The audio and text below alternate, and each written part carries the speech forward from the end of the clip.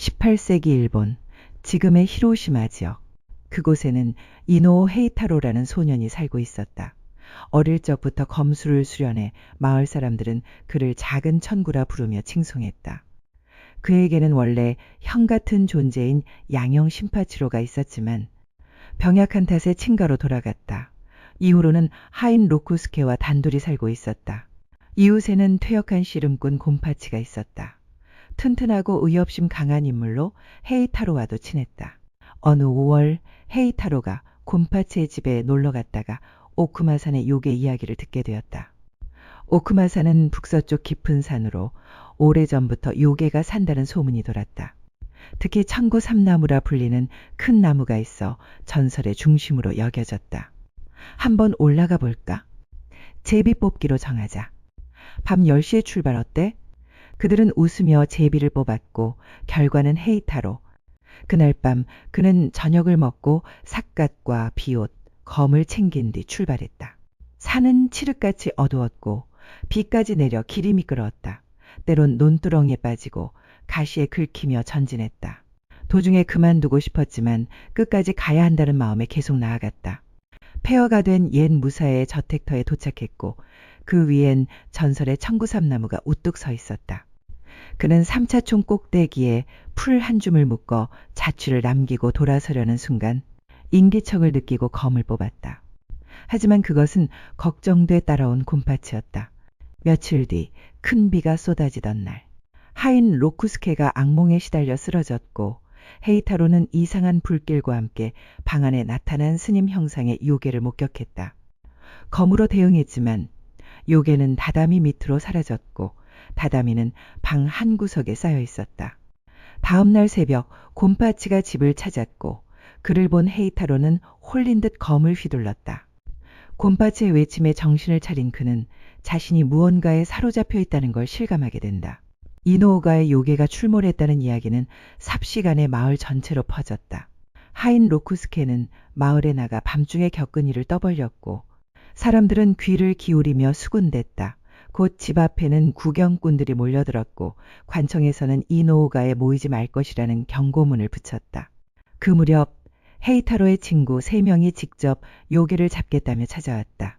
밤이 깊어지도록 3사람은 다다미 위에 둘러앉아 차를 마시며 요괴를 기다렸다. 처음엔 농담도 오갔지만 갑자기 찻잔 하나가 허공에 붕 떠올랐다.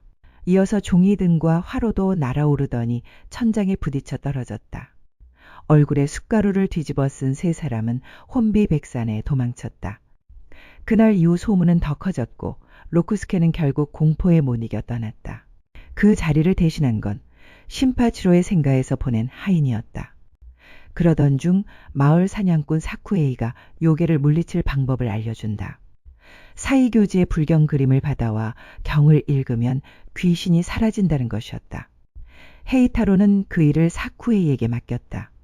그날 저녁 사쿠헤이는 대나무 숲을 지나 절로 향했다. 하늘엔 구름이 가득했고 달빛은 보이지 않았다. 걷던 길목 등불을 든 지인이 나타나 말을 건넸다. 등불도 없이 이 밤에 어딜 가나? 사이교지예요. 이거 가져가게. 사쿠에는 등불을 받아 길을 재촉했지만 소나무 수버기에서 무시무시한 스님을 마주쳤다. 그 시선에 공포를 느낀 그는 그 자리에서 기절했다. 정신을 차려보니 스님은 사라졌고 달빛이 길을 비추고 있었다. 이튿날 등불을 돌려주기 위해 지인을 찾아갔지만 그는 말했다. 등불? 난 어젯밤 집 밖에 나가지도 않았는데? 헤이타로는 사쿠헤이의 귀환을 기다렸지만 끝내 돌아오지 않았다. 밤이 밝아오자 잠시 눈을 붙이려던 그는 소매가 누군가에게 잡아당겨지는 느낌에 고개를 돌렸다. 고개를 돌리자 며칠 전 비 오는 밤에 구해줬던 그 기이한 소녀 모습의 요괴가 다시 나타나 있었다. 그는 주저없이 검을 뽑아 베었다. 하지만 순간 소녀는 사라지고 말았다. 다음 날 아침 사쿠헤이는 마침내 불경 그림을 들고 돌아왔다. 헤이타로는 조용히 그것을 걸고 경을 외웠다. 그 순간 그림 속의 부처가 축에서 빠져나와 공중을 맴돌았다가 다시 돌아갔다. 그는 더 이상 놀라지도 않았다. 그에겐 요괴가 이미 일상이었다. 며칠 후 사냥꾼 주베이가 집에 찾아와 요괴를 잡겠다며 정원 한쪽에 덫을 놓았다. 그날 밤 그는 화장실에 숨어 덫 주변을 감시했다. 하지만 변소문이 끼익 열리더니 굵은 손이 그를 붙잡아 바깥으로 던졌다. 쿵 소리에 놀라 뛰쳐나온 헤이타로는 마당에 쓰러져 있는 주베이를 발견했다. 정신을 차린 그는 두려운 표정으로 말했다. 그건 여우도 고양이도 아니오. 천구요. 이 일을 계기로 헤이타로는 요괴를 몰아내겠다는 생각을 완전히 접는다. 어차피 인간이 어쩔 수 없는 존재라면 맞서 싸울 필요도 없겠지. 며칠 후 그러던 어느 날 오랜 친구 쇼타유가 번주에게 하사받은 보검을 들고 나타난다. 이 검이라면 귀신도 베어낼 수 있어. 내가 오늘 이곳에 머물며 요괴를 잡겠네. 밤이 깊고 불빛만이 방을 비추고 있었다. 그때 부엌에서 사람 머리 하나가 대굴대굴 굴러나왔다. 쇼타유는 망설임 없이 검을 뽑아 그 머리를 베었다. 그러나 곧 검날이 손잡이에서 빠져나가 기둥에 부딪혔고 그 충격으로 산산조각이 났다. 쇼타유는 머리를 숙이며 말했다. 이 검은 번주께서 내 형에게 하사한 보물인데 내가 파손시키다니 죽어 속죄하겠다. 그는 단검을 꺼내어 배를 찌르려 했다. 헤이타로가 다급히 말렸지만 쇼타유는 이미 칼을 품에 꽂고 있었다. 형의 명예를 더럽힌 죄는 스스로 씻어야 마땅하다. 말을 마친 그는 자결했다. 피가 흐르고 방이 적막에 잠겼다. 헤이타로는 충격에 빠져 넋을 놓았다. 모두 내 탓이다. 그는 죄책감에 스스로도 죽으려 했다.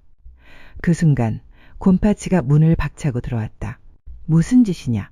정신 차려. 그리고 주변을 둘러보더니 말했다. 그런데 시신은 어디 있지? 헤이타로가 고개를 돌려보니 그토록 처절했던 자결의 흔적은 온데간데 없고 방은 멀쩡했다. 깨진 검도 피도 친구의 몸도 없었다. 그제야 그는 알았다. 이것 또한 요괴의 환술이었다는 것을. 7월의 마지막 날 밤 헤이타로는 마루에 앉아 멍하니 달을 바라보고 있었다. 요괴들의 소동은 잠잠해졌지만 마음속엔 묘한 불안감이 감돌았다. 그때였다. 방 안 어딘가에 낯선 인기척이 느껴졌다. 그가 고개를 들자 무사차림의 사내가 조용히 방 안에 서 있었다. 헤이타로는 지체 없이 검을 뽑아 내려쳤지만 칼날은 허공을 가르고 상대는 스르륵 벽 속으로 사라졌다. 그 순간 벽 너머에서 음성이 울려왔다. 검을 거둬라. 나를 베는 건 불가능하다. 나는 산왕, 오크마산의 주인이다. 한 달 전 내가 산에 올랐을 때 나는 내 머리 위에 들이운 죽음의 기운을 보았다. 본래 너는 7월을 넘기지 못할 운명이었지. 헤이타로는 숨을 삼켰다. 하지만 나는 내 담대함에 감복했다. 그래서 나의 부하들, 즉 그 수많은 요괴들을 보내 너에게 시련처럼 보이게 하며 애군을 걷어냈다. 그들이 무섭고 거칠긴 했지만 내 목숨을 살리기 위해서였다. 잠시 침묵이 흐른 뒤 산왕은 말없이 두루마리 하나를 꺼냈다. 그 안엔 병을 고치고 사람을 살리는 불경이 적혀 있었다. 이건 아무에게나 주는 게 아니다. 너는 이미 요괴를 두려워하지 않고 정신을 잃지도 않았다. 그런 너에게 이 경문을 맡긴다. 너는 이제 귀인을 넘은 자다. 헤이타로는 두 손으로 경문을 받았다. 정조한 채 입을 다물고 경을 외우자 방 안은 고요해졌고 바람도 멈췄다. 경을 다 읽은 뒤 산왕은 천천히 몸을 일으켰다. 이것으로 너와 나의 인연은 끝이다. 산왕이 문을 향해 발을 옮기자 마당엔 어느새 고귀한 가마가 놓여 있었고 그 주위엔 수십 마리의 탱구들이 무릎 꿇고 있었다. 그들은 모두 한 달간 헤이타로를 시험하던 존재들이었다. 산왕은 말없이 가마에 올라탔다.